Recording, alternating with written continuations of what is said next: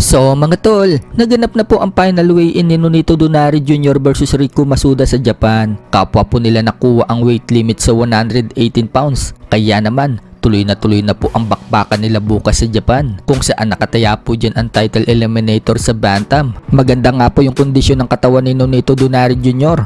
Maging itong si Masuda, batak na batak din ang katawan. Ipanalangin po natin na makuha ni Donaire ang panalo bukas.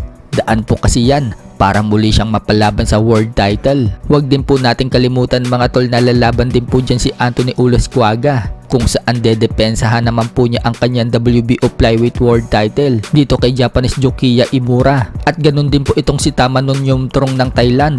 Dedepensahan naman po niya ang kanyang WBC World Light Flyweight Title dito kay Japanese Sokichi Iwata. Sa kabilang banda naman mga tol, bukas na din po magaganap ang laban ni Oscar Culaso sa Amerika.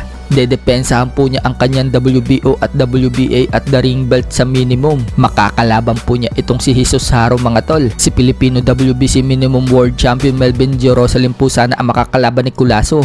Pero biglang umatras itong si Culaso kay Jerusalem at ipinalit po itong si Jesus Haro. So naganap na nga din po kanina ang kanilang final weigh-in at wala din pong naging problema sa timbang yung dalawa. Bumigat ng 103.4 pounds itong si Jesus Haro, habang tumimbang naman po si Oscar Culaso ng 104.8 pounds. Sinabi nga po dyan ni Jesus Haro mga tol, nagugulatin daw niya ang buong mundo. Kumpiyansa nga po niya ma-upset niya itong si Culaso. Napagalaman po natin mga tol na balak pang gulangan ng kampo ni Culaso itong si Jesus Haro dahil sa glove selection. Hindi po kasi pumayag itong si Jesus Haro na ibang brand ang gamitin niyang gloves. Gusto niya parehas sila ng gloves ni Culaso, ang puncher na gloves na Everlast. Samantala, lalaban din po sa card na yan ang kapatid ni Sebastian Pundura na si Gabriela Pundura. Dedepensahan po ni Pundura ang kanyang undisputed world title sa flyweight dito kay Viviana Ruiz. Wala nga din po naging problema sa timbang ng dalawa. Sa ibang banda naman mga tol, Olympic bronze medalist at gold medalist SEA Games 2025 na si Yumar Marshall